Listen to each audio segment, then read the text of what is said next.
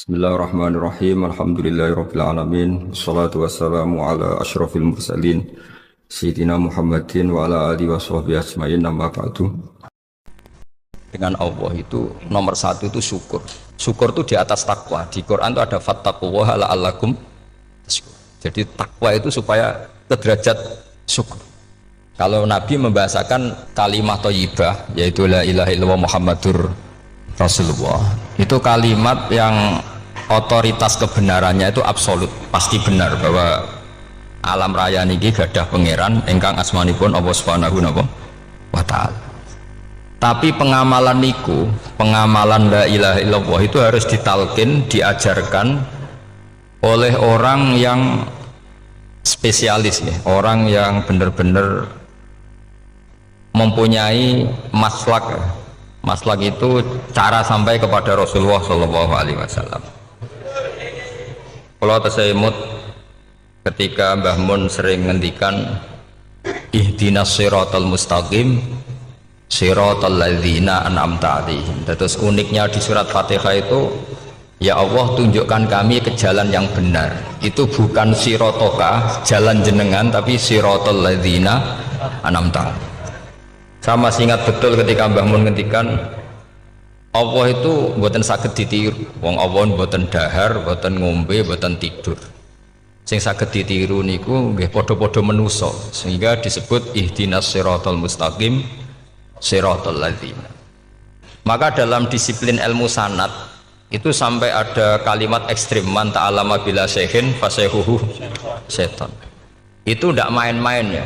Artinya ketika orang lain menuduh dunia kiai katanya terlalu kayak kerajaan kecil, santri tidak pernah ngeritik, itu keliru. Sebetulnya memang aturan ilmu itu diantaranya untuk ilmu agama itu harus pakai apa? Sanad. Bukti ini apa? Ihdinas siratal mustaqim siratal ladzina an'amta 'alaihim. Jadi untuk mengikuti jalan Allah niku harus mengikuti jalannya orang-orang yang telah engkau beri nikmat. Telah itu artinya finish. Finish itu artinya sudah meninggal. Sama ingat betul kalimatnya Mbah Mun, kalau kamu ngikuti orang, kalau ingin kebenarannya permanen, yang sudah meninggal. Potongan-potongan soleh dadakan ngeten kan nggak meyakinkan. Pas ngaji gayanya kayak wong soleh, enggak mulai kumat meneh, soleh meneh, kumat meneh, itu kan nggak meyakinkan. Istighfar gini nangis, karek nonton dangdut gini nyesal. Terus apa ya, nggak jelas no?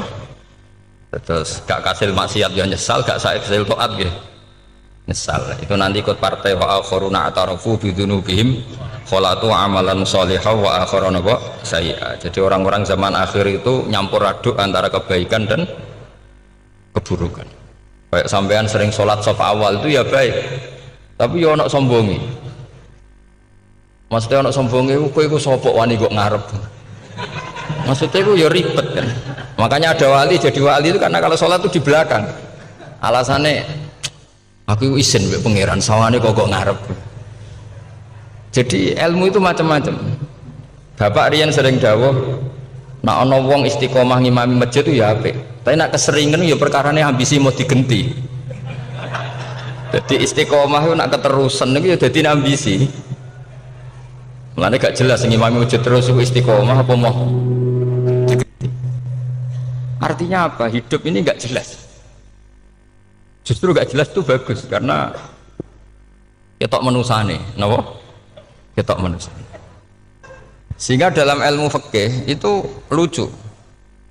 Kalau cerita wali-wali top, Abdullah bin Umar, niku semadzhab dengan Abdullah bin Abbas. Mboten seneng urip teng tanah haram. Ketika banyak ulama, banyak sahabat senang hidup di tanah haram, alasannya sholat di tanah haram itu seperti 1000 napa? Sholat. Tapi yang dipikir beliau bukan sholatnya, maksiat di tanah haram juga lipatannya sama. Maka rumahnya Abdullah bin Umar itu pas yang berbatasan. Nak sholat di bojone di tanah haram, nak tukaran metu. Jadi ono area tukaran itu dikondisikan steril. Jadi masyhur itu. Jadi beliau nak lagi mesra mbek bojone wiridan teng tanah haram, nak tukaran metu sik. Baru tukaran secara meyakinkan karena Sehingga kita di Indonesia sebenarnya punya sisi yang luar biasa karena kita tidak maksiat di tanah haram. Jadi bisa saja kita ini orang keren karena tidak pernah maksiat di tanah haram. Walaupun saya tahu kaji, tahu umroh, tambah keren karena nggak pernah maksiat di. Karena banyak juga orang yang nangis di Masjid Haram jebule ngenes, samu naki sing elek bojoku tok. Roh wong Turki wayu, wong Pakistan wayu. Bareng roh bojone elek wireng pesek. Terus nangis, ya Allah, samu naki sing elek kok bojoku tok. Nah, berhubung wayah haji dikira itu religius, napa? Akhirnya sing wedok gak terima. Samu naki ganteng kabeh sing elek kowe tok. Makanya di haji itu pangeran nyindir faman faradha fihinnal hajja fala rafatha wala fusuqa wala jidala fil hajj. Itu pakai fi ku ing dalem. Jadi potensi maksiat kalau kaji itu fi. Justru pas haji itu pas potensi maksiat. Wong tenggene matof niku nggon tawaf niku. Wis masyaallah wong ayu ki pirang-pirang, wong ganteng ki pirang-pirang. Terus mari geger, mergo rebutan ngambung hajar macam-macam. Jadi kalau suwon ijtihad, dia napa ijtihad itu harus kita dengar. Jadi di antara mazhabnya ulama, termasuk Abdul bin Abbas itu nempat di Taif. Taif itu dari Mekah 3 jam. Alasannya nggak ingin kalau terjadi apa-apa di tanah napa haram. Kita tahu Ibnu Abbas itu mengalami konflik politik dengan Abdul bin Zubair. Itu ekstrim betul konflik berdua beliau. Akhirnya beliau milih di tanah haram. Wis tukaran-tukaran lah nak raning tanah. Maksudnya gremeng, buat tukaran bacaan gremeng lah, gremeng sidik nara ning Masjid Haram. Artinya jangan kira orang di Indonesia terus ndak hebat, ya hebat, punya sisi nggak maksiat di tanah haram. Ya misalnya sholat kok ngarep nang Masjid Haram, jebule salate ya Allah sini wong. Wis kok ngarep paling afdol, jebule paling keliru coba. Mulai takbir yo keliru plus seudon. Haji Indonesia nu nak sofa walu niate rada elek. Sudah sih mau coba bismillah tau ora tau tak gua ngarep gitu. Menurut kalau yang kesekian kali ditanya gitu. Jadi niate gua ngarep kepen ngetes sudah sih mau coba bismillah tau ora. Lha ngapain gua ape salat atau ape seudon. Bantah-bantah. Aku krungu dhewe tau gua ngarep pancen ra maca. Sing gak guri ora maca tapi lonton ora caku gua ngarep ya kepen krungu nyatane ora. Jadi kok ngarep, terus kedua niatnya itu balapan ngambung Hajar Aswad. Jadi sholatnya kok ngarep, sekali salam langsung melayu ngambung Hajar Aswad. Ibu niat tapi niat elek roh, tapi tidak semua yang di sofa walu niatnya baik. Tapi niat tidak baik itu kadang baik. Itu saking apiane pangeran. Kalau kenangan cerita dari Mbah Mun yang paling saya kenang itu gini. Dulu wono santri nakal. Ya jadi ora dulu tok saiki luwih akeh, tapi sawangannya cerita kan kudu dulu karena sejarah itu syaratnya harus diomongkan dulu. Jadi aku rada kecewa sejarah itu dulu ono santri nakal, saya itu luwe akeh. Ini aku kepengen nginceng ninge, mergo ning wayu. Iku dhisik jarang ning sepeda motor ngalor ngidul ning pasar Bangilan jarang. Jadi nek kepengen roh iku kudu dadi bakul banyu. Terus bakul banyu karena satu-satunya cara roh wong ayu kudu dadi bakul banyu. Nyamar. Jauhnya ngisine ning jero jeding. Ya kadang ya roninge rajil bapan macam-macam. Kiai ini wali tenan, bukan wali debutan, bukan wali senior, namun wali betul. Nah, sama saya jadi wali kan terus rono kuota wali, segelem ragelem jumlahnya supaya tetap ada terus diangkat nonton mawon wali. Itu bertahun-tahun. Kiai ini ngerti, seneng, mergo digratisi, dikai rego murah. Kiai ini ngerti, nah iku niate elek. Suatu saat gak ada perkembangan. Santri ini mulai gremeng karena nggak direspon, diceluk begini ini. Dia bentuk anakku, nggih yai. Kowe sholat ning Masjid Haram sof awal 40 dino jamaah mbok sof awal. Nggih yai. Kok bar tak rabekno anakku. Nggih. Seneng sholat. Hari pertama ya demi dapat istri, hari kedua terus. Suwe-suwe ku ku nyaman. Betapa nikmatnya sujud, nikmati rukuk terus nyaman. Saking nyamannya itu berkebutuhan sholat di sofa awal, bukan karena cewek tadi. Bareng hari ke-40 diparani begini ini. Aja mulai tak rabekno. Loh. Mboten saged, Mbah. Jare nek wis sholat 40 dina tak rabek. Oh, mboten sholat diterima untuk cawe tok. Mboten. Mboten. Ngenyak uang sholat diterima dijoli. Jadi orang nggak bener itu kadang ya jadi bener. Jadi dari wali kadang daftarnya lewat bakul banyu, terus kadang rodok delok wedok sithik-sithik, tapi nak pangeran ngangkat kira kurang coro. Jadi wali can iki. Akhirnya kiai ini sing nangis-nangis. Cung gelem le cok kamu pede mantu wong. Iki gak gelem-gelem tenan. Ngenyak uang salat diterima dijoli. Wah, itu luar biasa. Terus malah niki ngaji gitu, terus ngaji talqinul fikri bahwa pada akhirnya sing paling dhuwur teng hadhihi dar la ilaha illallah. Nah, saya punya trik, punya cara untuk sampean supaya la ilaha illallahnya itu sah dan meyakinkan. Nah, cara hakim itu sah dan kitab yang sering dibaca Mbah Mun diantaranya untuk kalimat itu kitab Zadul Ma'ad. Iku nak nerangno la ilaha illallah niku luar biasa. Itu kitab kesayangannya Sayyid Abdul Al-Haddad. Beliau ngendikan di antara kitab kesukaan beliau selain Ikhya itu kitab Zadul Ma'ad.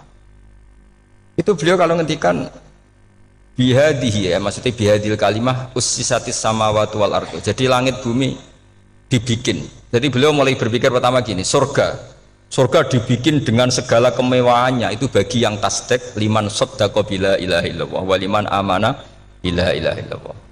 Neraka yang dibikin sebegitu ekstrim sampai anak wong dicemplungno ngenteni 70 tahun lagi ceblok. Wah, itu ora kebayang carane gawe. Entakno bego kan itu. Jadi barang nak diceblokno ning neraka itu cebloke nduk ngisor ngenteni pinten? 70 tahun. Makanya kemungkinan keluar dari neraka itu kecil. Agak untuk syafaat itu kecil. Wong wis ora iso kebayang kan? Itu pun diciptakan untuk yang menolak.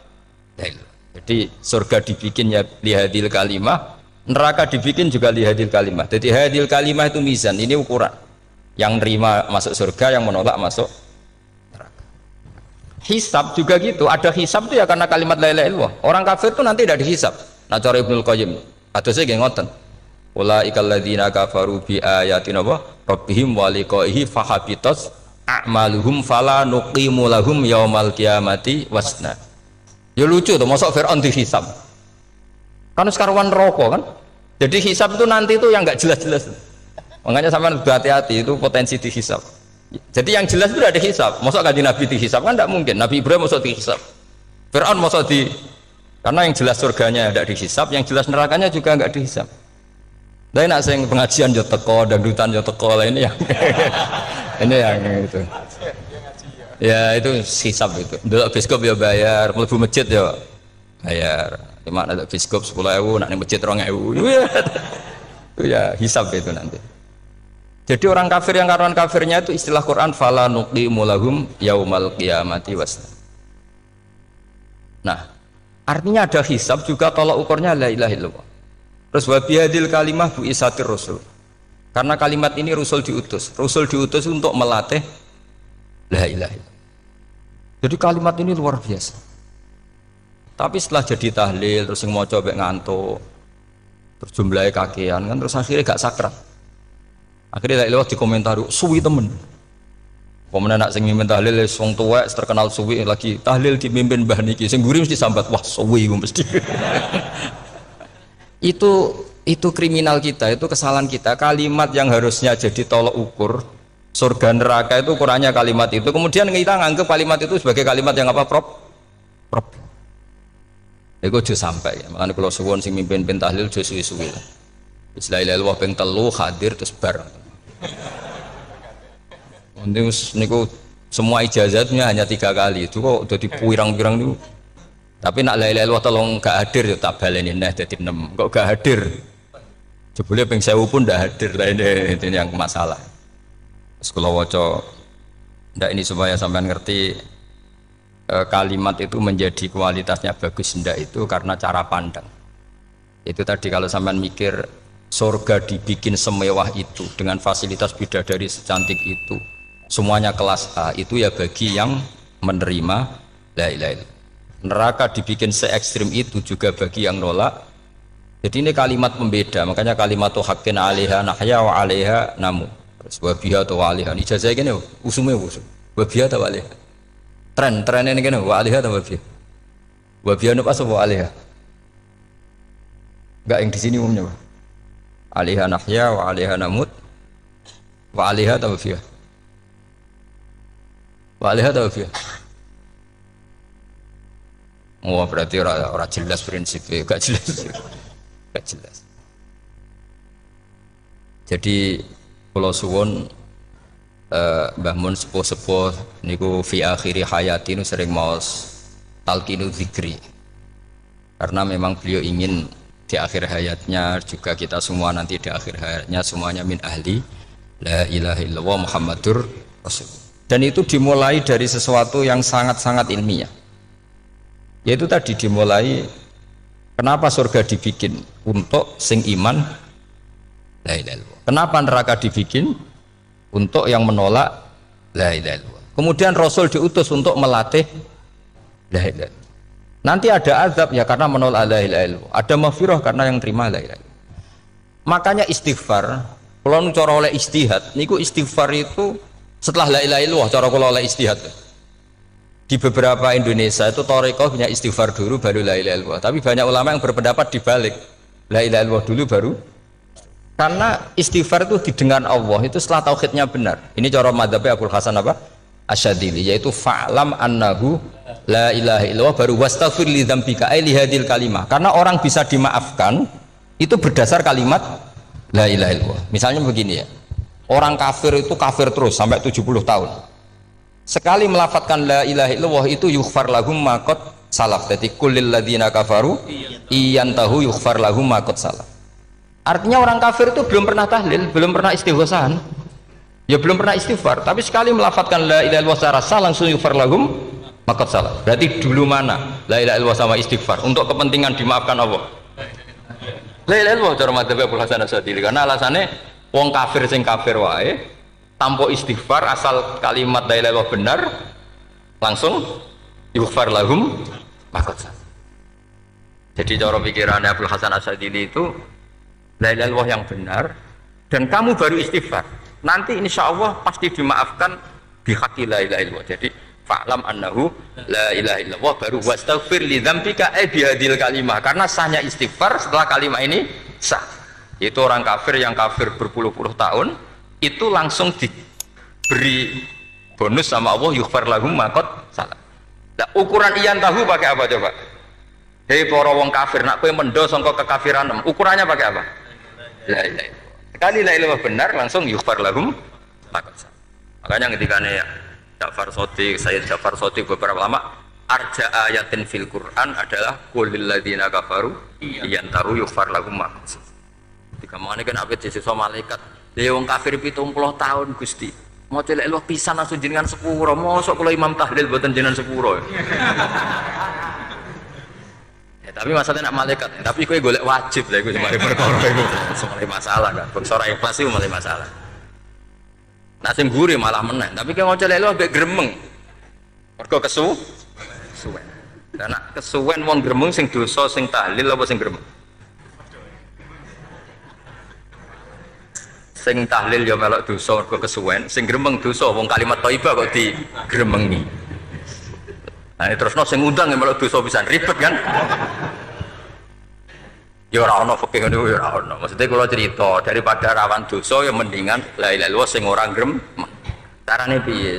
Sing mimpin ya sing fasih sing cepet. Yen insyaallah. Oh teng desa kula anggere muni tahlil ben Gus Bakso nang kabeh, mesti cepet. Jamin mesti cepet. Kula ya sering ngomong, aku cepet lah luwih mati sing suwi. Mergo suwi mari dosa gremeng ya perkara. Lah kiai-kiai kan do sungkan mek kula.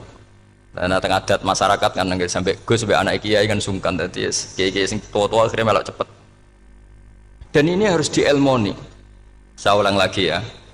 Sebetulnya dalam thariqah Syadziliyah itu la ilaha illallah dulu baru istighfar. Alasannya apa?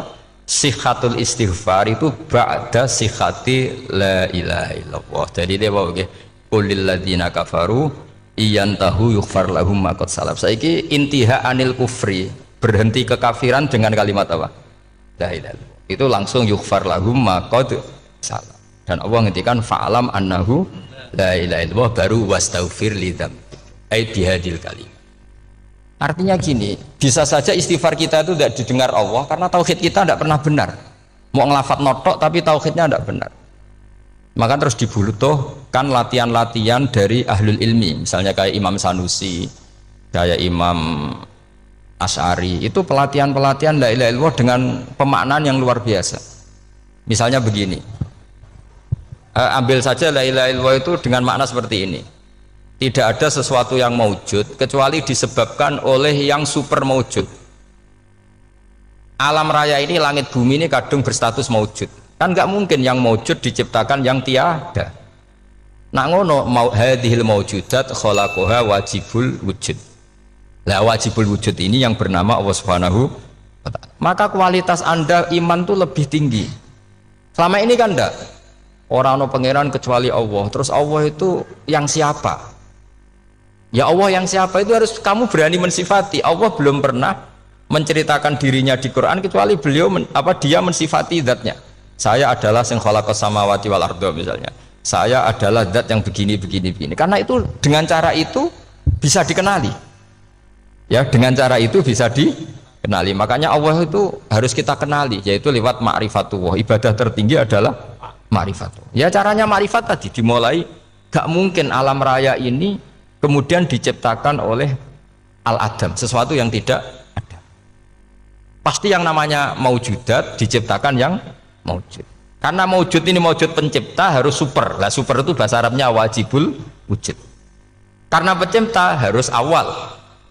Gak mungkin Fir'aun itu Tuhan lahirnya di bumi, berarti dulu buminya ketimbang Fir'aunnya. Tuhan-Tuhan yang lain juga begitu, masa dulu buminya ketimbang Tuhannya. Makanya Allah pasti Tuhan betul karena bersifat awal, bersifat qadim.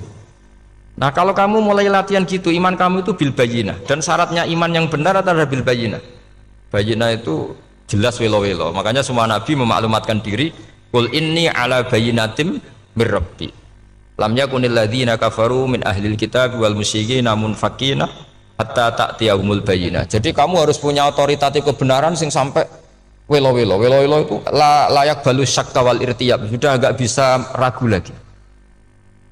Nah saya khawatir kalau kita sudah tidak ngaji seperti ini, la ilaha illallah itu mau rutinitas. Pemenang nak kasiat ribet meneh. Nak diwaca 1000 kasiat ngene, nak diwaca 2000 kasiat. Wah itu ngawur lagi. Saya itu kemarin ketemu banyak orang pintar lah di Jogja. Itu saya cerita, mereka tanya saya, Gus kenapa engkau jarang berdoa?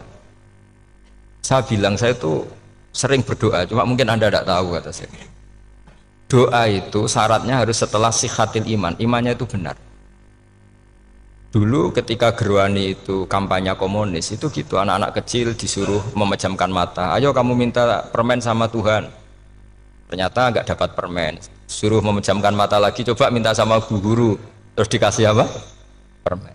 Oh berarti yang ada bu guru bukan Tuhan. Artinya apa? Kalau umat Islam ini Islam ini kamu jual dengan doa, kemudian doa dipakai tolok ukur Islam bener apa enggak, habis kamu. Banyak orang ingin jadi Kapolri, jadi gubernur, jadi apa, sementang orang-orang kondungo. Wes nyangoni akeh gak mandi, mesti dihujat deh. Dan sing donga yang ngerti nak ra mandi, potongan wong seneng duit itu kan insya Allah ra mandi lah kan kira-kira gitu. Jadi korbannya itu Islam kalau terus-menerus doa yang dipakai apa? Transaksi. Maka doa itu nomor 2 atau 3, nomor 1 itu ya iman tadi, ma'rifatullah itu nomor 1. Bukan doa, karena kalau doa dijadikan nomor 1 takutnya itu dipakai ukuran. Makanya ketika orang kafir minta sama Nabi, minta itu ya bahasa Arabnya doa, untuk mengubah Mekah jadi begini, untuk mengubah Mekah jadi makmur, jadi ada sungainya, roh. Nabi gak mau. Padahal Nabi kalau doa pasti mustajab apa enggak. Tapi andikan itu diturutin, maka ukuran iman selalu pakai doa. Dan itu bahaya jangka panjang, karena Nabi pirsa pengganti beliau-beliau kamu-kamu yang nanti doanya tidak mandi, itu bahaya, itu enggak prospek cara hitung-hitungan. Iya nak zaman Nabi donga mesti mati. Nak ketika era sampean, dia nak kiai tenan pak. Kalau donga anak sugih, nak sugih kira kiai kan ribet. Mungkin dewi kiai ora sugih kan ribet kan. Maka kita sebagai ulama itu punya hitung-hitungan. Nah beda dengan pakai ma'rifatullah. Misalnya begini, ini contoh paling gampang. Orang kafir itu dulu mengukur kebenaran Muhammad. Mereka tentu manggilnya Muhammad. Muhammad kalau kamu mengklaim bahwa orang mati bisa hidup lagi, coba mbah-mbah kamu yang sudah mati bangunkan. Kalau bisa berarti kamu benar, kalau ndak ya ndak. Pertanyaannya itu yang faktu bi abaina in kuntum apa? Sodikin. Pertanyaannya, ngukur kebenaran dengan cara itu yang bikin standar siapa? Nah, Nabi itu sempat terdesak karena itu dipakai ukuran. Tapi kalau pakai ilmu mantek, jawabannya lebih gampang. Ngukur kebenaran dengan cara itu versi siapa? Versi saya. Kamu benar itu kalau bisa membangkitkan orang mati. Terus dari Nabi, ya kalau versi kamu ya kamu yang membangkitkan, nanti ditanya bareng-bareng. Loh ini kan kita seperti itu kan, kita sering. Artinya apa? Islam ini yang bisa mengawal hanya ilmu. Doa itu nomor 2, yang bisa mengawal Islam hanya fa'lam, harus ilmu annahu la ilaha illallah. Ketika orang kafir lo tanya, Muhammad kalau kamu Rasul betul, fasayir jibala Makkah, jibalu Mekah kamu jalankan kemudian jadi emas. Dan orang-orang yang mati bangkitkan, kemudian kita tanya, adinuka hakun amla, agamamu benar apa enggak? Nabi andikan minta kira-kira dituruti Allah apa enggak? Pasti dituruti. Tapi masalahnya, masa menunggu itu? Masa Allah menjadi Tuhan nunggu itu? Allah selalu Tuhan, baik orang percaya atau tidak. Makanya Allah tidak mau nuruti, karena itu jadi problem jangka panjang. Iya kalau Nabi mustajab doanya, terus era umatnya seperti ini. Sing kiai ini bendino dalail ora mesti mandi dongane. Gue sasing tirakat lah, gue ora mesti mandi dongane. Nak bab donga niku wis padha wae lah. Misalnya mesti mandi, nak wong waras mesti dinggo donga husnul khotimah, ora dinggo golek sugih, itu mesti amatir. Nah masalahnya nak dinggo husnul khotimah bagi mereka yang kedonyan ya gak ngefek, dianggap tidak prospek. Panjang kan? Makanya itu pinternya Nabi nomor 1 itu al ilmu fa'lam annahu la ilaha illallah. Lagi wastaghfir li dzambi. Jadi kalau suwon kenapa ini cerita Mbah Mun, kenapa akhir-akhir beliau sering talqinu zikri, sering melatih zikir. Itu sirinya diantaranya bahwa kalimat ini harus menjadi kalimat super. Kalimat sing alaiha nahya wa alaiha namut wa alaiha nub'ats atau wabiha nub'ats insyaallah taala minal. Ya itu tadi, kita sebagai kiai itu ikut menjaga ini. Jangan sampai kalimat ini membosankan. Tahlile suwi barbar segitu ono sing nyoal la ilaha illallah Muhammadur Rasulullah lane kurang panjang iki wakaf ta ora terus panjang. Bahwa agama ini dimulai hatta ta'tiyahumul bayyinah. Jadi sesuatunya harus benar-benar sampai jelas. Orientasi para ulama dulu itu cara menerangkan la ilaha illallah itu sampai difahami an bayyinatin. Makanya semua nabi memaklumatkan diri kul inni ala bayyinatin mir rabbi. Sampai di situ. Dan semua cerita-cerita di tafsir Jalalain di apa-apa itu ukuran kebenaran itu lam yakunil ladzina kafaru min ahlil kitab wal musyrikin namun fakina hatta ta'tiyahumul bayyinah. Monggo. Maka semua kita itu harus punya kecakapan untuk merangkai dalil. Kalau gak ada pengalaman saking kitab-kitab turos, kitab-kitab dulu. Itu ketika beberapa ulama ditanya, dulu ketika ulama-ulama dulu berdebat tentang apakah imanul muqallid, imannya orang yang tidak bisa berargumentasi tentang Tuhan itu diterima apa enggak? Rata-rata ahli sunnah bilang diterima, tapi tetap dengan catatan itu potensi goyah. Itkul man qallada fit tauhidi imanu lam yakhlu min tardidi. Tapi ternyata ulama-ulama itu prakteknya juga mengajari masyarakat supaya ada sedikit dalil atau kepastian logika. Masyhur itu ulama dulu ketika tanya orang-orang Arab, orang-orang desa, ya Arabi, bima arafta rabbak. Kamu kok tahu kalau Tuhan itu ada, itu gimana? Jawabannya mereka meyakinkan. Al-ba'ratu tadullu alal ba'ir wa atharul aqdam yadullu alal masir. Ono tletonge sapi ya mesti ono sapine. Ono atharul aqdam, artinya ono tipake wong liwat ya mesti ono sing liwat. Sehingga itu sudah dianggap cukup kalau ada makhluk ya ada khalik. Artinya terus menjadi gampang ketika Allah ngendikan misalnya am khuliqu min ghairi syai'in. Mosok hadhil makhluqat sing maujudat kemudian khalaqahal adam. Itu kan enggak ketemu akal. Maka termasuk kekaguman saya sama kitab Fathul Bari sarahnya Bukhari itu ngendikane Wahada sing inda ahlil mantak yusama iltidzadan aklian, bahwa agama ini harus ada kenyamanan secara akal. Kalau Nabi membahasakan wajadah halawatal apa? Iman. Iman yang manis itu misalnya kita profesor, kita ilmuwan, kita seorang yang top, yang paling cerdas di dunia. Kemudian kamu secara agama didogma oleh pimpinan agama kamu. Kebetulan pimpinan agama kamu misalnya komunis. Terus diberi ajaran misalnya hadhil maujudat khalaqahal adam, yang maujud ini diciptakan ketiadaan. Kan mungkin profesor lah mesti stres.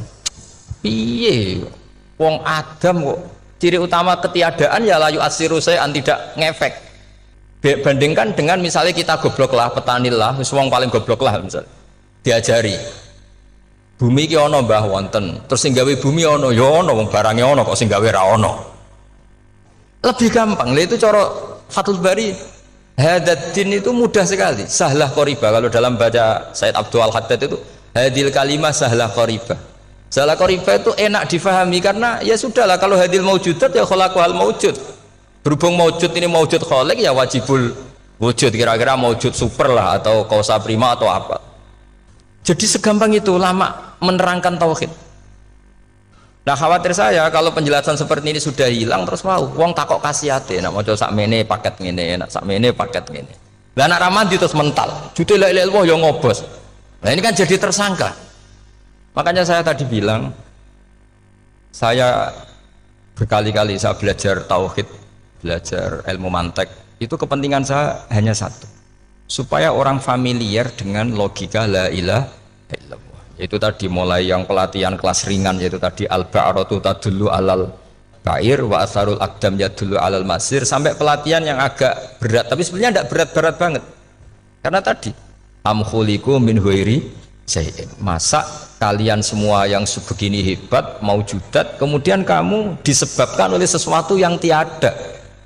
Wah iku mbok sampean profesor lah iku ora iso logika, wong barang ra ono kok nyebabno. Al-aqdam yadullu alal masir. Jadi ono teledong ya mesti ono sapi ini, ono tipak tracaane tak kaki ya berarti ono sing barli liwat. Artinya hadil alam ini atharun min athari kudrati. Sekolah suwun kula wau mun maca sanad talqinu dzikri dari Mbah Mun, dan saya berharap kita ini saling menopang. Makanya saya Gus Zofur itu sering belajar mantek sampai belajar usul fikih, karena nggak bisa kita tanpa ditopang ilmu-ilmu seperti itu, nggak bisa, karena banyak khurafat, banyak syubhat.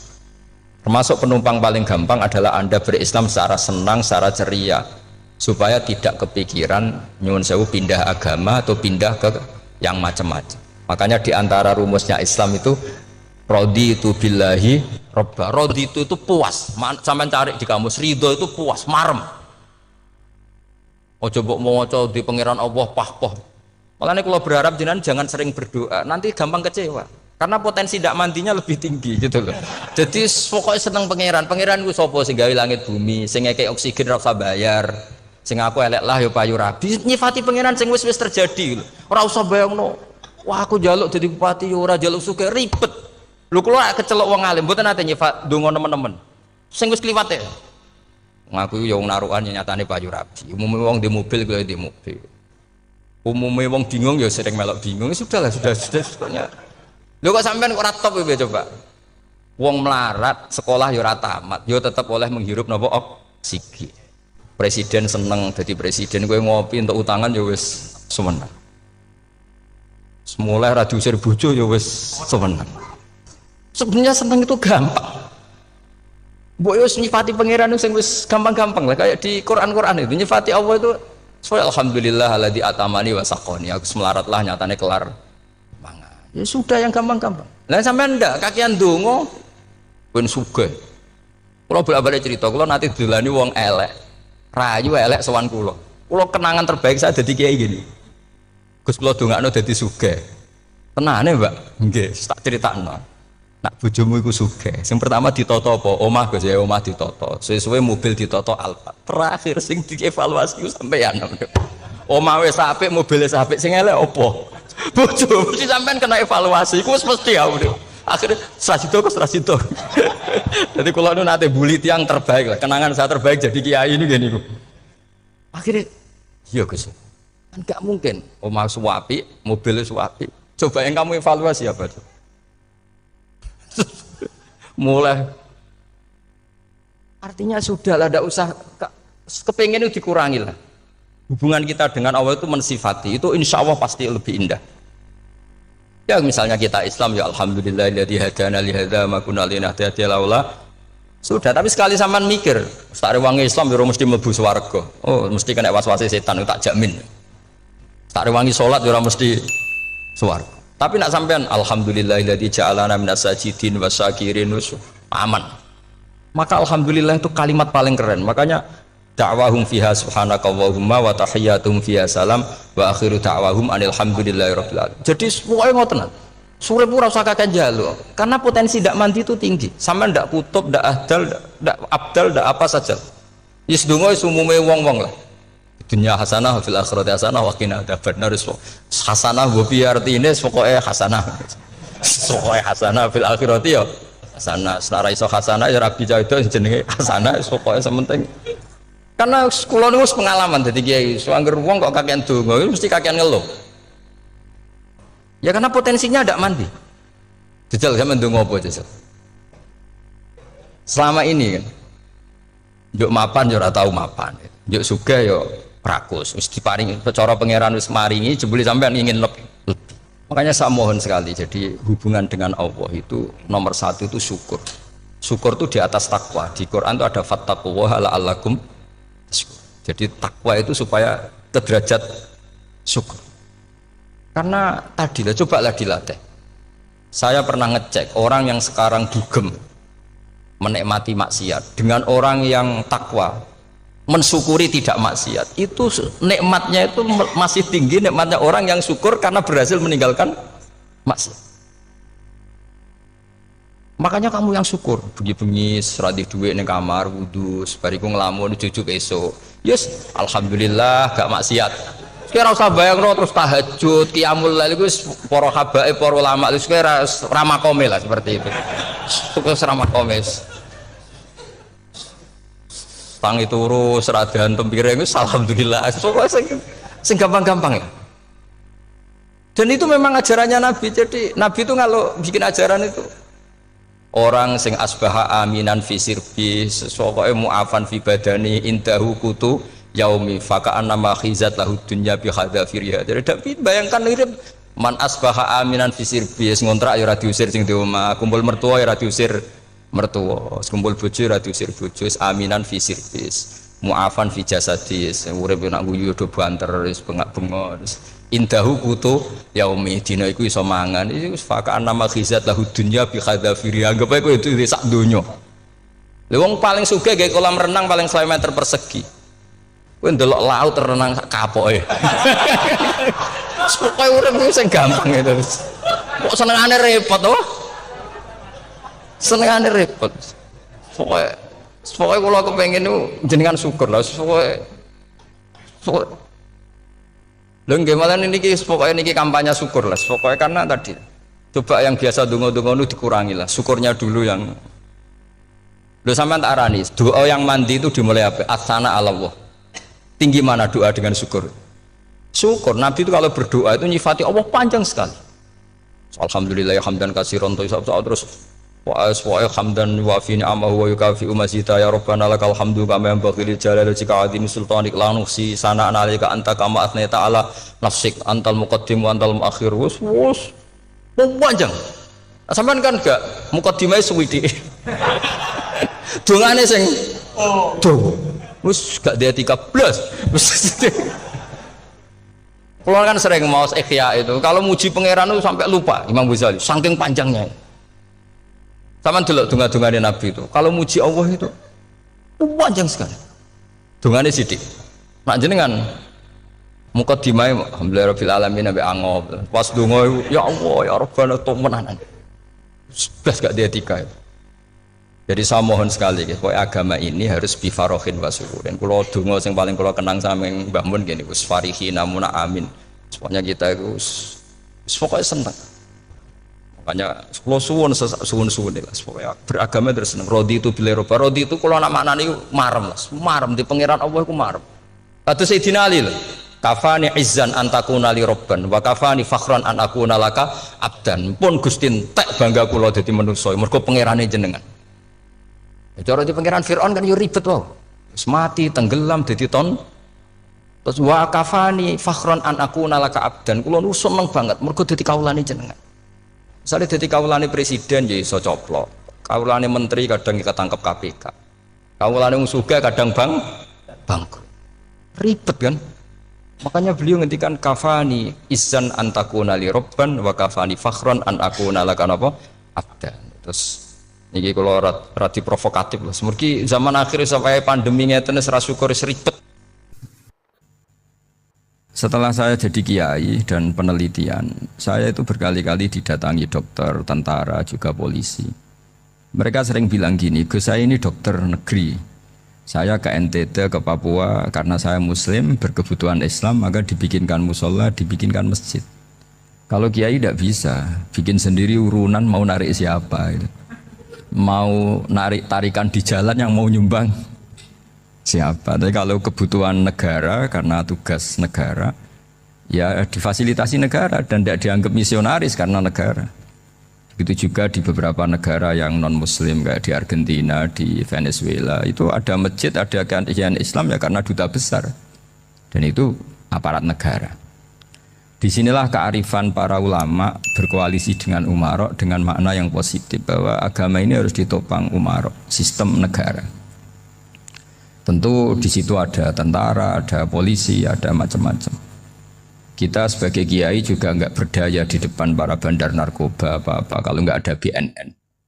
Kita mau apa dengan korupsi kalau enggak ada KPK. Sehingga kearifan para guru-guru kita, mulai Mbah Maimun, bapak saya sendiri, NU, Muhammadiyah, semua ormas-ormas Islam itu pasti maulah kerjasama. Karena kita siapa ya? Kalau enggak kerjasama. Dan di antara pesan Rasulullah SAW adalah yaduwahi ma'al jamaah. Jadi apa ya, kebersamaan itu sudah berkah. Fa inna yadallahi ma'al jamaah. Jadi berkah. Lalu kenapa saya kalau ngaji bawa kitab? Ini agak sebetulnya itu lazim. Lazim itu suatu yang harus.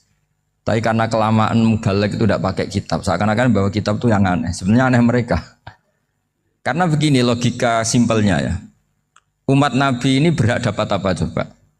Berhak dapat warisan yang paling luhur, paling hebat, paling jernih. Apa itu Quran dan hadis? Pertanyaannya, siapa yang paling punya hak otoritatif untuk menerangkan Quran hadis? Ulama. Ulama yang mana? Ya yang kapabel, yang sudah diakui dunia kayak Imam Ghazali, Imam Bukhari, Imam Syafi'i. Artinya kalau kita tidak pakai materi itu ulama mendapat pikiran kita, bukan mendapat pikiran mereka. Saya ulang lagi, kalau kita tidak pakai materi yang otentik, yang orisinil, umat ini mendapat pikiran kita, bukan pikiran mereka. Maka saya berusaha supaya teman-teman atau semua umat Islam dapat pikiran-pikirannya Imam Ghazali, pikiran-pikiran Imam Bukhari, pikiran-pikiran Abul Qasim Al-Junaidi, kejernian-kejernian Abu Yazid Al-Bustami. Kejernihan itu diantaranya adalah misalnya makalah yang menurut saya itu makalah yang super. Jadi untuk ngadepi krisis karena COVID atau karena apalah. Itu lama dulu sederhana sekali. Beliau-beliau punya rumus yang mungkin jarang didengungkan orang, tapi saya akan kampanye rumus ini. Al-istighna, hakikatul istighna, itu adalah al-istighna anis syai' labihi. Jadi pemenuhan kebutuhan yang sebenarnya adalah kita berusaha menghindari sebanyak mungkin kebutuhan yang sekunder, yang enggak penting. Bukan memenuhi semua yang kita inginkan. Jadi misalnya begini ya, kalau kita lapar, itu keinginan kita itu makan enak apa asal makan? Tentu jawabannya asal makan yang sehat. Tapi kalau nuruti nafsu kita, makannya yang enak, teman makan ya enak. Terus di warung yang favorit. Ini kan satu kebodohan. Kenapa untuk makan saja butuh definisi sekian banyak? Yang kita harus kecewa, warung favoritnya bisa sudah tutup. Atau kita ke sana harus macet. Ribet. Yang benar-benar arif dan bijaksana itu adalah al-istighna anisya. Sesuatu yang tidak mendesak itu jangan jadikan kebutuhan. Sehingga kalau kita puasa misalnya, semua makanan itu enak karena kita sangat lapar. Sehingga Abul Qasim Al-Junaidi ketika ditanya, Ma'idamu to'am, lauk makanan itu apa? Jawabannya lucu, alju, lapar. Kalau kamu lapar ya semuanya enak. Ini sudah mulai hilang. Kita bilang makan enak itu ya sate, ya gulai, ya pizza yang kita senang. Akhirnya apa? Untuk nikmatnya Allah itu kita jadi ribet. Apalagi yang orang-orang fasik harus ditemani perempuan yang tidak halal misalnya, atau harus ada ajudan, ribet. Nah pertanyaannya, orang yang ribet sama yang nggak ribet itu pinter mana? Pinter yang nggak ribet. Nah ini kearifan-kearifan yang mulai hilang. Lalu siapa yang bisa mewarisi itu? Ya ulama. Jadi ulama itu cara berpikir sebenarnya simple. Makanya mereka sering kalau tahajud itu, di antara makalah Sayyidina Ali paling terkenal dan yang menjadikan beliau punya derajat yang luar biasa itu adalah kafani izzan antakuna li robban wa kafani fakhran an akuna laka abdan. Ya Allah, saya ini sudah begitu mulia, begitu terhormat dan sangat-sangat terhormat karena yang menjadi Tuhan itu Engkau. Jadi rumus pertama itu karena menjadi Tuhan itu Engkau. Hanya Tuhan yang abadi, Tuhan yang pertama, artinya Tuhan yang al-awwal. Coba ya Allah, kalau saya ini punya Tuhan Fir'aun, punya Tuhan mati jadi tontonan lagi, itu kerennya di mana coba? Andaikan kita punya Tuhan Fir'aun, atau punya Tuhan yang asal usulnya manusia, apapun hebatnya manusia itu, kita punya Tuhan manusia itu. Tuhan yang lapar, yang kalau nggak makan mungkin pingsan, mungkin bisa kena COVID, nanti Tuhannya diisolasi, kayak apa? Makanya ketika Tuhan Allah menyindir ketuhanan selain Allah itu, Allah hanya menyindir dengan kalimat sederhana, karena yakulanit to'am, yang kamu tuhankan itu masih makan. Artinya kalau nggak makan ya lemes. Jadi lama-lama ada orang gini, alhamdulillah tadi Tuhan mampir ke saya, kelihatannya lapar, setelah tak kasih makan sehat lagi. Susah nggak punya Tuhan yang seperti itu. Beda dengan Tuhan kita, Tuhan yang nggak butuh makan, nggak butuh minum, al-qayyum, zat yang berdiri sendiri tanpa butuh yang lain, al-awwal. Sebelum ada langit bumi sudah ada Tuhan kita yaitu Allah. Bandingkan dengan Tuhan-Tuhan yang dipertuhan yang lain, yang adanya setelah bumi, misalnya Fir'aun dan sebagainya. Sehingga Sayyidina Ali pertama jadi kebanggaan apa? Kafani izzan antakuna li robban. Saya ini keren betul karena punya Tuhan yaitu Engkau. Tuhan yang lahul asmaul husna, Tuhan yang semuanya punya kebaikan, punya keabadian, punya keagungan. Terus wa kafani fakhron an akuna laka abdan, dan saya bangga sekali karena saya menjadi hambamu. Kalau saya jadi hambanya Pak Rektor ribet kan, sudah tak hormati ternyata nanti tidak rektor, ya kan ribet kan. Terus pokoknya ribet, jadi budaknya manusia itu ribet. Makanya ada seorang wali datang ke temannya yang jadi presiden atau jadi raja. Datang ke situ karena tidak punya uang, mau minta uang karena temannya raja. Setelah sampai sana ternyata temannya ini karena orang soleh pas berdoa, ya Allah saya minta ini, minta ini, minta ini. Terus si wali tadi pulang. Tanya, kenapa kamu pulang? Ternyata dia sama, masih minta-minta kayak saya. Jadi sederhana deh. Sama-sama minta kamu, minta zat yang kamu mintain katanya. Jadi dulu itu orang itu sebegitu dekat dengan Allah. Sehingga si raja ini terus ketemu wali tadi tanya, kenapa kamu menyepelekan saya padahal sekarang saya raja.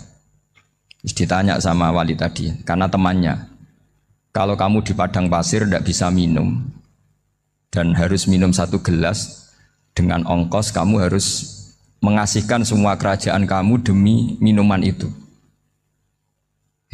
Pilih mana, minuman apa tetap jadi raja? Ya saya milih bisa minum. Saya tidak raja tetap hidup, tapi kalau nggak minum mati. Bagaimana Anda bangga dengan satu kerajaan sing la yusawi kak samain, yang tidak sama dengan segelas air. Jadi artinya terus mereka melihat jadi raja itu ya biasa, jadi presiden biasa, jadi rektor biasa. Karena mereka biasa berlogika, hakikatul izzah itu ya taqarrub ila Allah, yang benar-benar terhormat itu ya dekat dengan Allah. Begitu seterusnya mereka bikin paradok-paradok yang aneh, tapi itu menjadi pelajaran. Bapak saya Ki Nur Salim itu senang baca anekdot Nasiruddin Koja.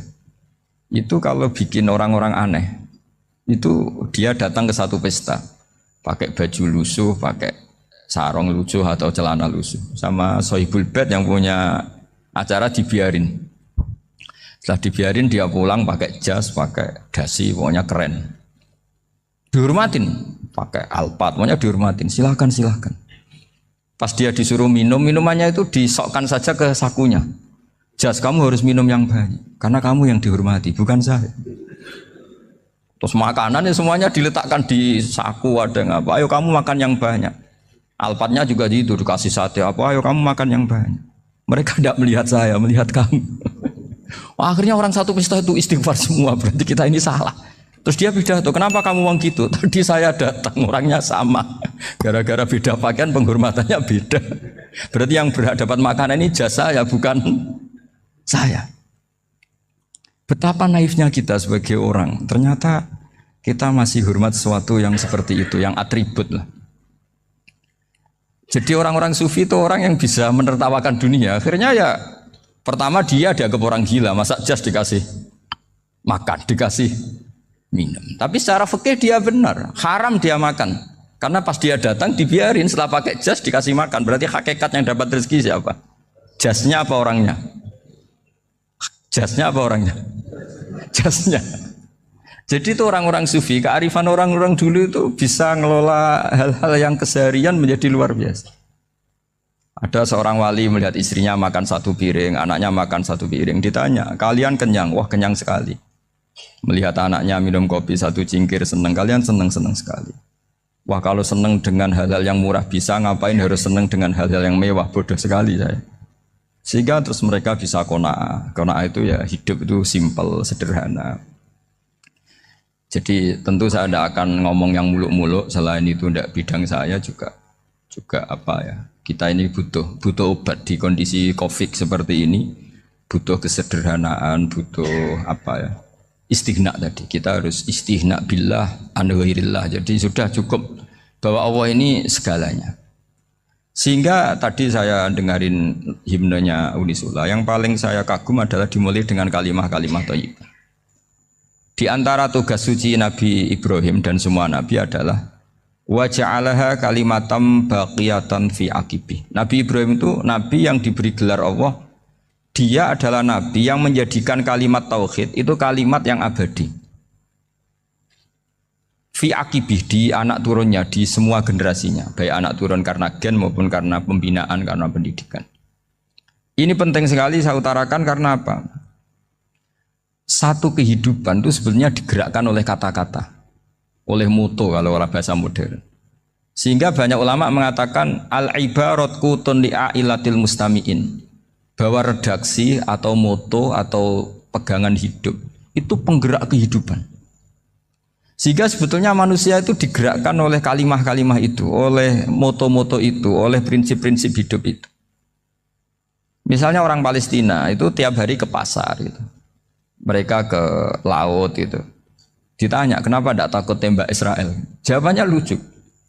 Kena tembak ya mati, enggak makan ya mati. Enggak kerja ya mati. Ya sudah, sama-sama mati ya mendingan aktivitas normal. Tapi saya tidak menyarankan itu untuk melawan Covid. Ini cerita saja nanti. Kamu jangan provokator itu. Karena ini wilayah sensitif. Jadi banyak orang yang poligami, kalau ditanya alasannya gitu, istri satu ya cerewet, dua ya cerewet, mendingan 4 katanya. Ya banyak ya gitu. Tapi ada yang kebalikan, istri satu cerewet saja hampir jantungan, apalagi 4, tinggal matinya kan gitu. Itu semua yang menggerakkan itu kalimat. Kalimat itu satu pegangan. Banyak orang loh yang nggak ingin jadi rektor tuh banyak loh Pak Bejo. Jangan kira semua dosen ingin jadi rektor. Melihat rektor sibuk rapat mempertahankan reputasi Unisula, terus sering pegang kepala. Ngapain repot-repot? Jadi tukang sapu aja dapat gaji, ngopi, rokokan, selesai. Bodoh amat. Jadi rektor, mikir orang banyak. Banyak loh orang yang nggak ingin jadi presiden tuh banyak. Karena ngopi nyaman, nggak ada yang ganggu. Mau tidur sampai jam 9 siang juga nggak ada yang ganggu. Sehingga mereka melihat pegawai negeri itu gak keren. Orang kok diatur jam, disiplin. Itu memang cara Allah membagi rahmat. Mau kamu apakan coba? Cara syukurnya dia seperti itu. Bapak saya dulu tuh sering ngajarin saya, diajak jalan-jalan pagi-pagi. Melihat orang ngopi, makan uduk itu bapak seneng. Kok enak jadi wong awam.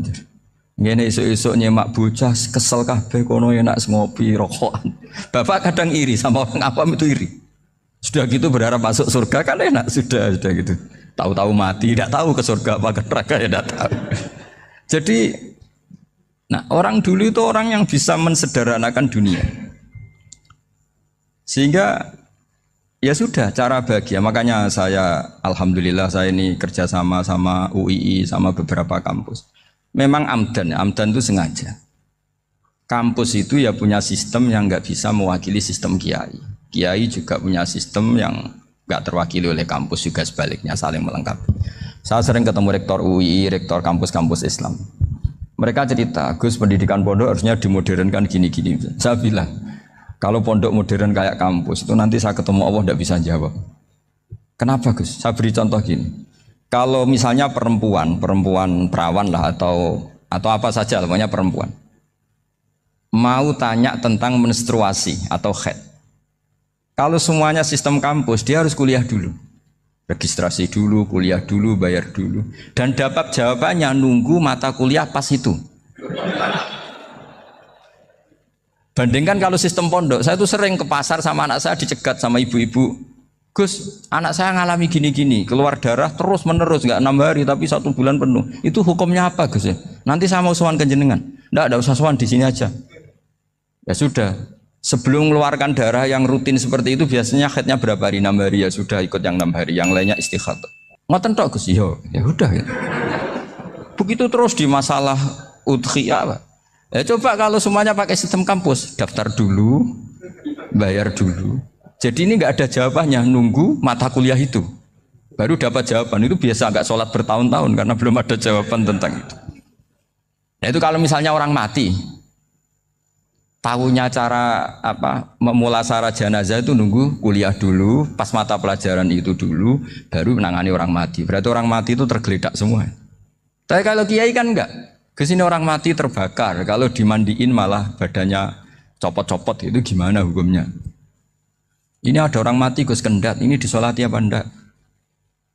Ada orang mati apa itu oplosan ya, itu disolati enggak? So sering ditanya gitu. Gak usah registrasi Pak Rektor, gak usah registrasi, gak usah daftar, gak usah seminar. Makanya kalau orang kampus wani kiai itu ya kualat tenan itu, karena ini yang on time ya. Tapi pondok seperti saya ya ikrar seikrar-ikrarnya pentingnya kampus karena melatih efisiensi waktu, disiplin, tata kelola manajemen sehingga kita ya hormat. Tapi tadi kita harus saling melengkapi sehingga saya tunjukkan ke publik bahwa saya hormat sekali sama polisi, sama tentara. Coba kita bisa apa ngadepi bandar narkoba kalau enggak polisi? Bisa apa coba menjaga NKRI kalau enggak tentara? Begitu juga, ya sudahlah kita memang fa'inayadawahi ma'al jamaah, kita berkah itu kalau bersama-sama, tidak bisa kita sendiri. Nah lalu orang kayak saya itu ya beberapa kali sebetulnya saya itu ditawanin jadi doktor honoris causa apa. Kekhawatiran saya satu Pak Bejo, takut pas nggak punya uang, itu dokter gak di duit kan gak pantas gitu. Jadi repot gitu, daripada beban lah sudah lah, nggak usah dokter. Jadi kalau nggak punya uang ya pantas, terus kalau ngebis ya pantas. Suatu saat kalau mati nggak ada yang hadir ya pantas, nggak dokter gitu. Kalau sudah dokter kok masuk neraka, kayaknya apalagi rektor kampus Islam kok masuk neraka itu kan kok kayak nggak pas itu. Misalnya rektor Unisiola ditanya mungkar nakir, nggak bisa kan kayak gimana gitu. Makanya harus sering ngaji saya supaya nggak malu di depan mungkar nakir. Masa rektor ditanya mungkar nakir nggak bisa. Harus berani bentak, ini saya rektor loh Pak Mungkar Nakir. Masa kalau wali-wali dulu berani. Masyhur di cerita wali-wali ditanya marabbuka manabuka, saya ini guru tauhid. Kok kamu tanya marabbuka manabuka yang ngelotok? Kamu tidak pernah ngaji, enak aja tanya. Jadi wali-wali itu ya rileks ngadepi mungkin.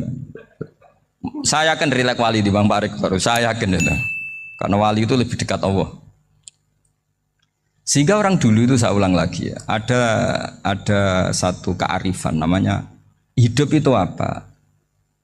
Hidup itu adalah cari sebanyak mungkin supaya hidup itu tidak tergantung pada banyak hal.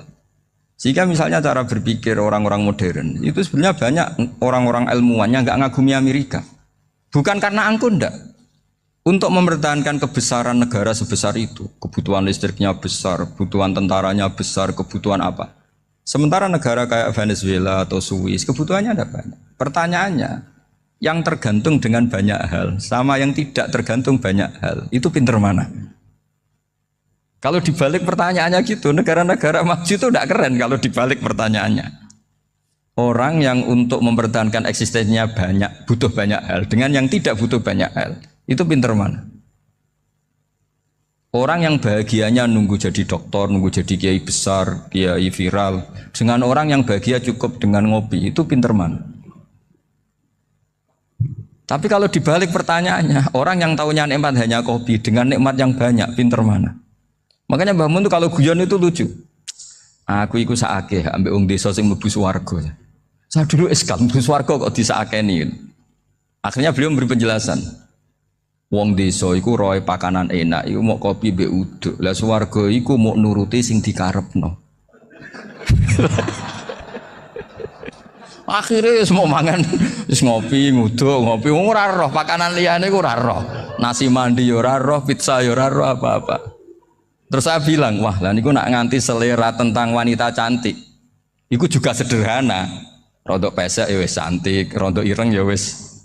Apa bidadarinya seperti itu karena saking enggak pengalamannya. Jadi surga itu kan nuruti apa yang diinginkan. Kira-kira keinginan orang kampung kalau di surga itu apa coba? Makanan apa coba? Ya, nak senengnya ketemel gemblong gitu. Artinya malaikat lebih suka nangani surganya orang-orang kampung di Bang Pak Rektor. Ini sudah ribet ini. Makanan apa saja sudah dicoba ya. Terus kalau di mall tahu orang macam-macam, seleranya macam-macam pasti. Enak mana kalau sampean jadi malaikat pelayan surga? Suka ngelayani orang kampung apa yang orang kota? Orang kampung kan? Jadi ya itu guyon ya, guyon tapi itu menjadi pikiran kita bahwa orang yang banyak kebutuhan itu sebetulnya banyak kebodohannya karena menggantungkan kebahagiaannya dengan banyak hal.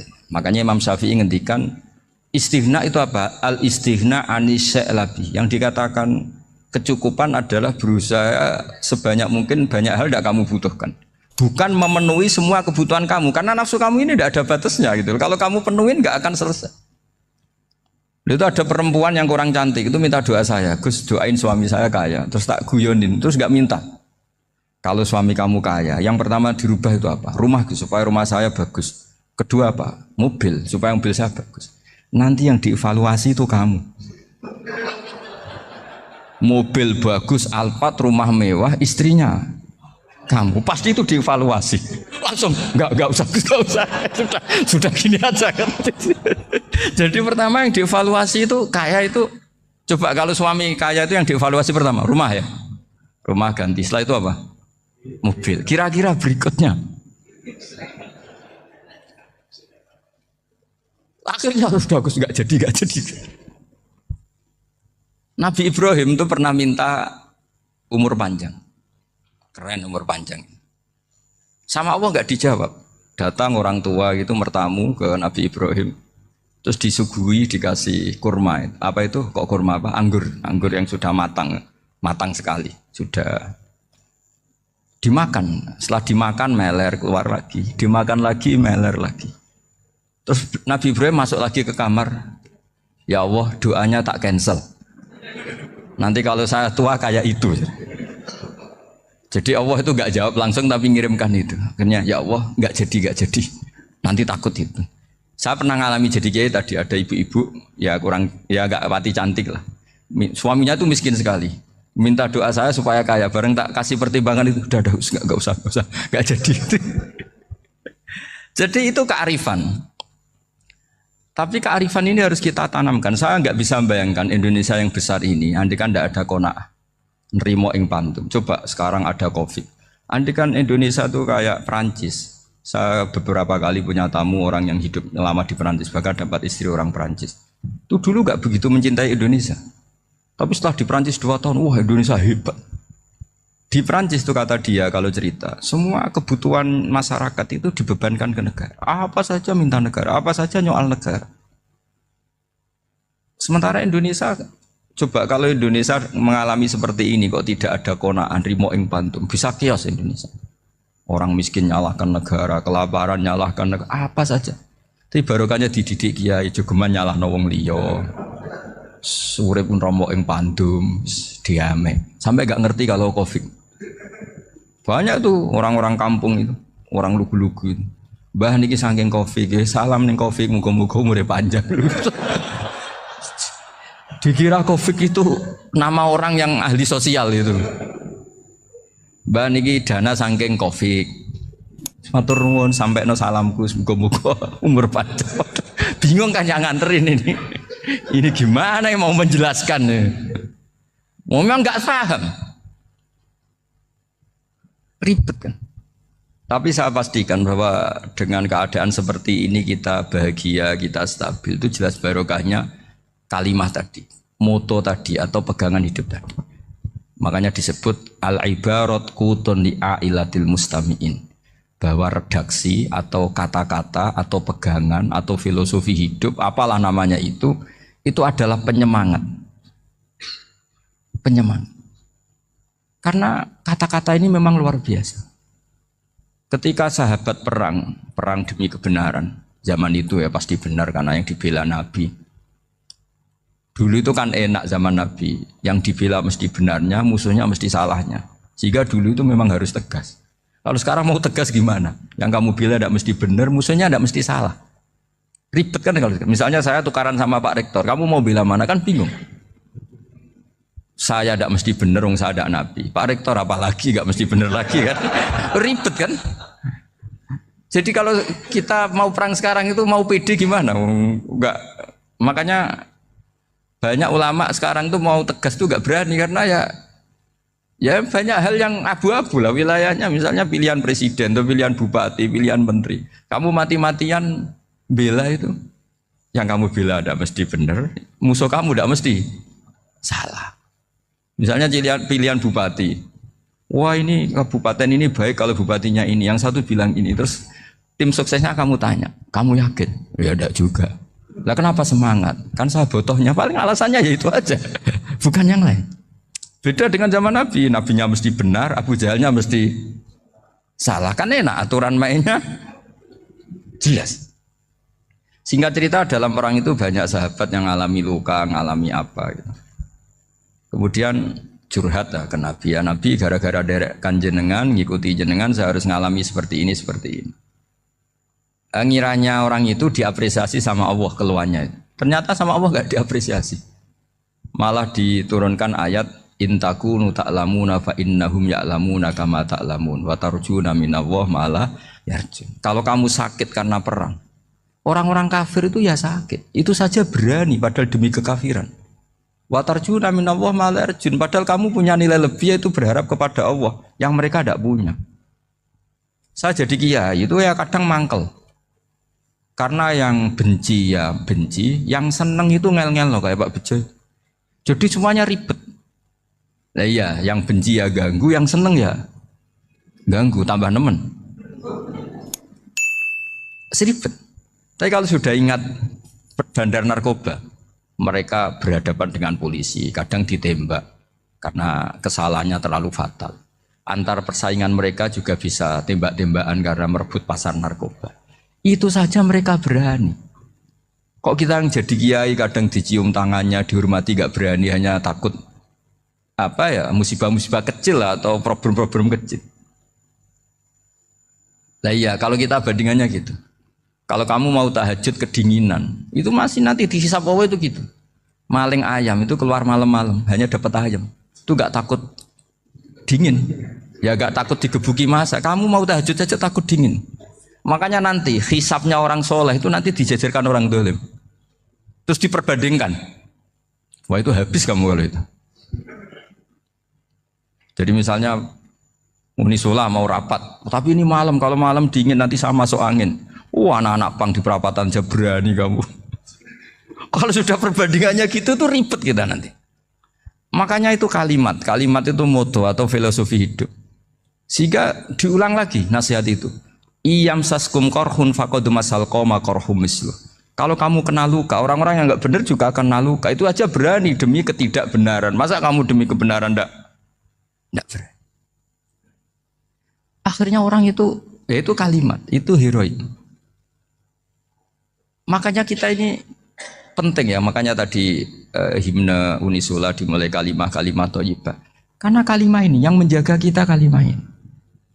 Misalnya tentang Tuhan. Kenapa orang Islam imannya kokoh seperti ini, termasuk yang sudah hidup di Amerika, di Australia, di mana-mana.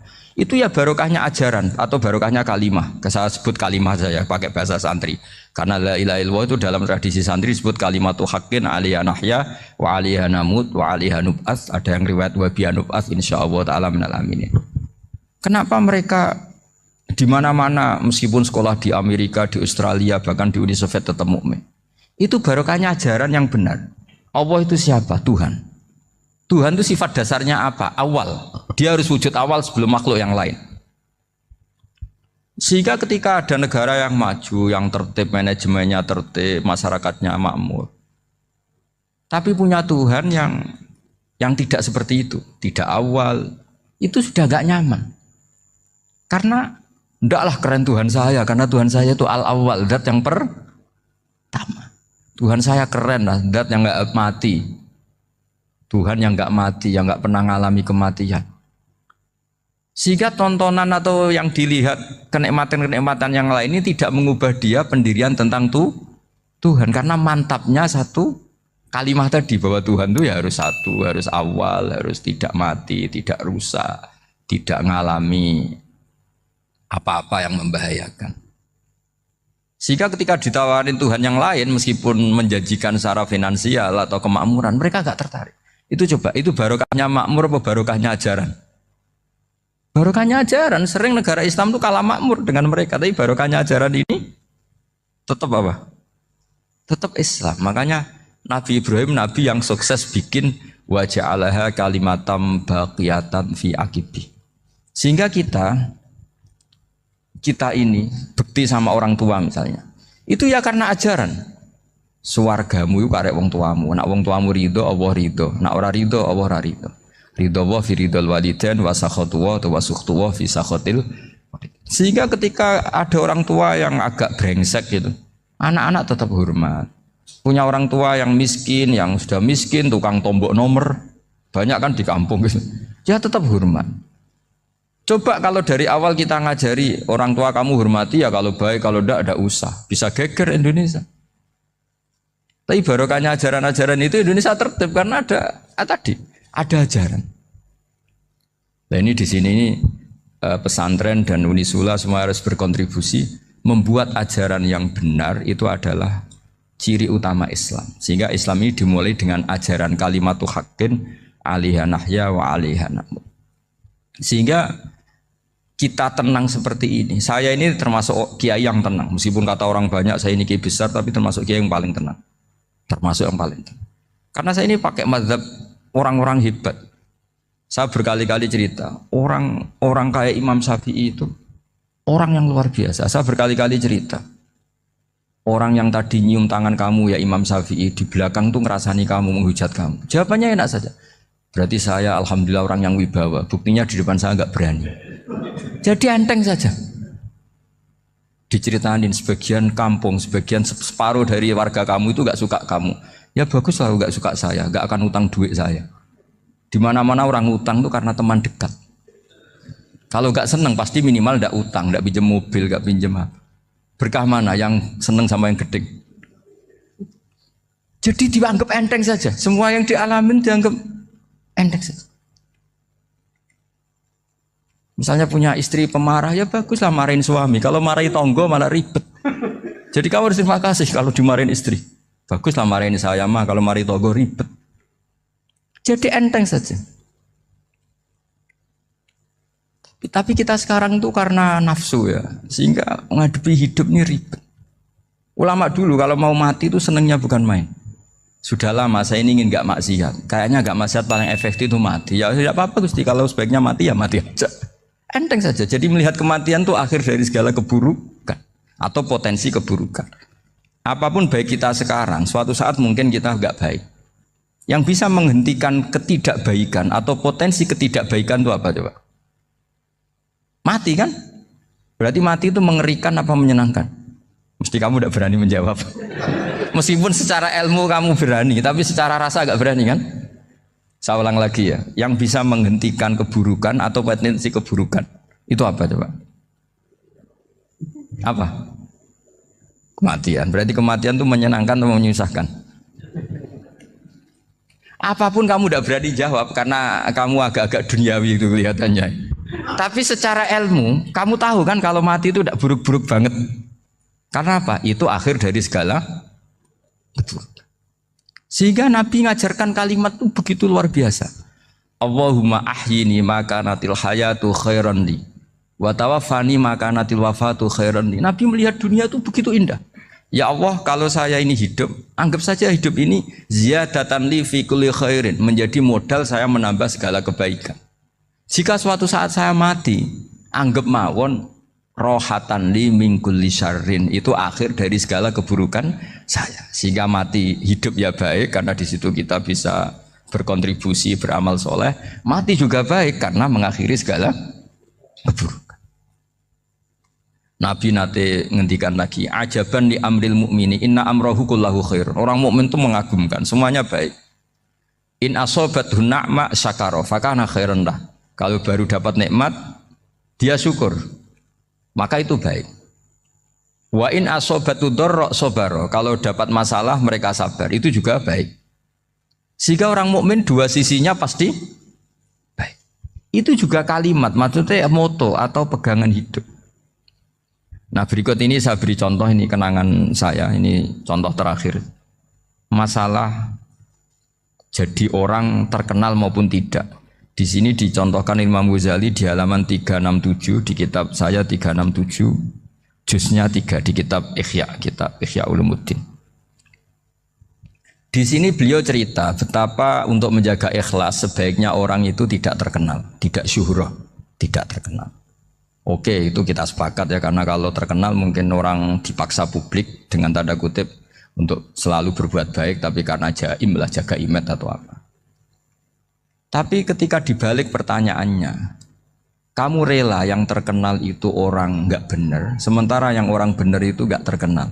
Lalu masyarakat taunya yang tidak benar. Kalau pertanyaannya dibalik gitu, orang baik wajib terkenal enggak? Kalau pertanyaannya dibalik seperti itu. Dokter yang benar tidak terkenal, yang malpraktek terkenal. Kamu ingin kondisi seperti itu? Gak ingin kan? Kampus yang bagus gak terkenal, kampus yang bagus gak terkenal, yang gak bagus. Nah, artinya apa? Gara-gara olah kata, olah pikiran, ini logika jadi rubah. Lagi-lagi apa? Jawaban itu ada di kata-kata sebetulnya. Makanya bab-bab seperti ini tidak usahlah kita berdebat, berpolemik. Sebaiknya orang itu humul, menutup diri, apa sebaiknya orang terkenal, itu nggak perlu seperti itu. Sudah terserah Tuhan saja. Makanya saya mulai dulu ngaji sampai sekarang itu ya tidak punya punya ikon tertentu atau punya website tertentu, enggak. Sudah terserah pangeran. Sudah saya juga tidak sok suci materialistik atau enggak, ya tidak mikir saya. Bukan apa-apa ya, karena saya ini kiai, jadi biasa urusannya sama Allah, tidak sama makhluk. Jadi pusing kalau sama sarah-sarahnya makhluk itu pusing. Meskipun rektor kalau nasihati saya pasti tidak saya terima, itu tetap makhluk, itu sudah ada ngefek kalau saya itu sudah ada itu. Bukan karena saya sombong, ya memang makhluk betul gitu, bukan cuma nasibnya bejo aja, tapi makhluk tetap makhluk. Saya beri contoh ya. Ini makalah yang ditulis Imam Ghazali.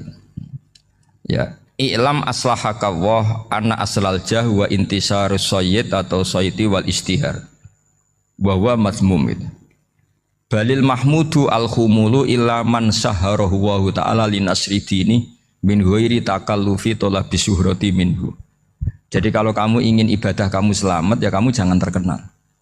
Tapi resikonya adalah kalau kebaikan itu tidak terkenal, maka enggak dikenali. Kalau enggak dikenali berarti masyarakat hanya punya percontohan yang tidak baik, karena yang baik tidak terkenal. Jadi itulah ulama-ulama dulu. Jadi apa-apa itu dibanding-bandingkan. Kemudian nanti kelihatan jawabannya itu kelihatan. Jadi ulama dulu itu biasa ngarang misalnya afatun nikah, sisi negatifnya nikah, harus ngurmat istri, harus macam-macam, kalau terlantar itu ya dosa. Seperti tadi Pak Marsudi cerita, kalau orang ngapalkan Quran itu takut lupa, kalau lupa itu jadi dosa. Pertanyaannya, kalau semua orang takut lupa, takut dosa, semua orang nggak hafal Quran karena potongan-potongan lupa.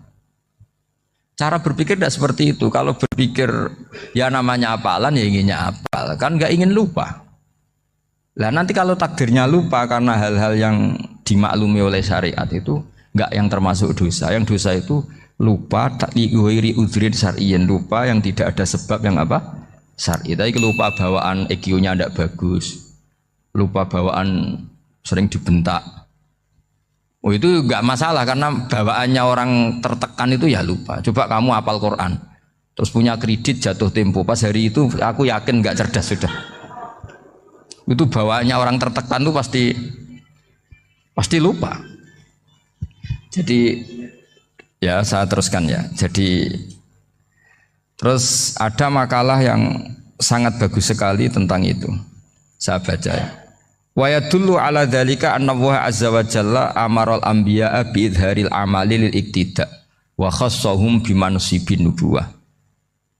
Wa la yajuzu ayyudhanna bihim annahum khurrimu afdhalal amalen. Jadi orang yang terlalu mendewa-dewakan khumul itu menutup diri. Oke itu baik, karena dengan khumul, dengan menutup diri Anda tidak riya, Anda tidak pamer. Tapi kata Imam Ghazali, kamu juga harus ingat, di antara syaratnya Nabi itu harus mengumumkan kalau beliau itu seorang Nabi. Harus memaklumatkan kalau beliau seorang Nabi, supaya bisa diikuti. Caranya sholat harus diumumkan, sehingga Nabi itu mengatakan harus jamaah. Karena dengan cara jamaah itu bisa shollu kama ra'aitumuni usolli. Coba kalau Nabi sholatnya nggak diperlihatkan, kamu harus sholat yang benar. Caranya gimana ya Rasulullah? Itu rahasia. Bingung nggak kira-kira? Bingung nggak? Ya misalnya amal rahasia selalu lebih baik. Terus ada pertanyaan, Nabi ngendikan kamu sholat yang benar. Caranya gimana Nabi? Ya itu rahasia. Terus gimana coba? Tapi Nabi ngendikan apa? Shollu kama ra'aitumuni usolli. Ya sudah kamu sholat, niru saya sholat. Berarti Nabi sholatnya diperlihatkan apa disembunyikan? Diperlihatkan. Jadi begitu juga saya berkali-kali bilang, orang tahu kalau itu bidan ya berdasar tulisan itu bidan. Tahu kalau itu dokter gigi ya itu dokter gigi. Jangan sampai gara-gara tidak ada tulisan mau beli alat bangunan di dokter gigi, mau periksa gigi di toko bangunan. Gara-gara apa? Nggak ada maklumat. Nah, di sini ulama-ulama selalu memaklumatkan dirinya. Termasuk Imam Ghazali ketika ngarang kitab dinamai Ihya Ulumuddin, bahwa kitab ini bisa menghidupkan ilmu-ilmu agama yang mulai hilang. Begitu seterusnya. Jadi ini ngaji ya. Jadi orang itu harus ngerti. Jadi jangan nuruti emosi sendiri atau logika sendiri. Bahwa saya suka humul, ya monggo. Agama Islam menyediakan sarana itu. Uzlah itu ya punya sisi kebaikannya sendiri. Tapi syuhrah terkenal asal tidak nuruti nafsu juga punya sisi kebaikannya sendiri. Setidaknya umat ini punya satu master kebaikan yang mudah diakses. Tapi tadi saya ulang lagi, jangan karena hadun nafsi, jangan karena kepentingan pribadi. Makanya di sini disebutkan wa yadullu ala dzalika ay ala syuhrah anna wa ta'ala amarul anbiya bi idharil amal lil iktida. Allah selalu memerintahkan para nabi kalau ngamal kebaikan ya harus dimunculkan supaya bisa ditiru. Yaitu tadi kita tidak bisa bayangkan kan kalau misalnya Nabi menyuruh kamu harus sholat yang benar, kemudian sholatnya Nabi sembunyi. Lalu ditanya, Nabi saya niru siapa? Wah itu rahasia, kamu nggak boleh lihat sholat saya takut tidak ikhlas. Ribet kan? Sehingga jamaah itu statusnya tetap harus. Nah bedanya harus ini ulama berpendapat harus yang apa? Fardu kifayah. Tapi fardu itu maknanya harus. Tapi bukan berarti kalau nggak jamaah sholatnya nggak sah, nggak. Tapi statusnya jamaah tetap apa? Harus. Nah barokahnya harus ini orang yang baru sholatnya langsung benar karena ada yang diikutin. Coba kalau mantan dukun baru sholat terus sholat sendiri, itu mesti mirip mantra. Ya.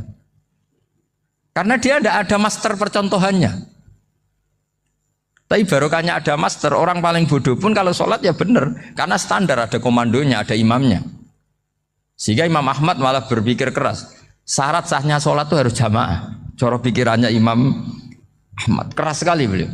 Sehingga kalau orang sholat sendiri kok ada orang lain yang maunya berjamaah harus bayar, orang itu harus bayar.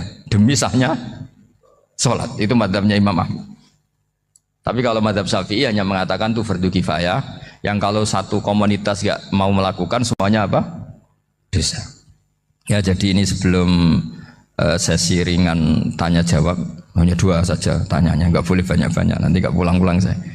Jadi tak baca lagi biar dapat berkahnya Imam Ghazali. Wa qala qaumun asirru afdalu minal alaniyati. Terus kata sebagian ulama al alaniyah itu afdal minas sirri. Terus diperbandingkan baik yang mana amal dipertontonkan sama ndak. Terus kata Imam Ghazali, kalau orang itu bisa jaga tidak riya, maka sebaiknya dipertontonkan karena kebaikan harus yang muncul, bukan yang tidak baik yang muncul. Makanya ketika memaklumatkan diri sebagai ingin jadi generasi khairah ummah, itu kalau diterjemah itu kan wow, khairah ummah, umat terbaik. Itu kan kayak agak angkuh. Tapi nggak apa-apa, itu nggak apa-apa. Masa kita kampanye siap degradasi moral kan ya lucu kan, masa jualan gitu kan ya lucu. Kita memang ingin mengkhidmati ummah, berbakti dengan umat, membantu supaya jadi generasi khairun apa? Ummah. Tidak apa-apa dimaklumatkan supaya dengan itu umat punya sarana. Oh kalau ingin jadi khairun ummah kuliah di sini. Jangan lalu enggak gitu.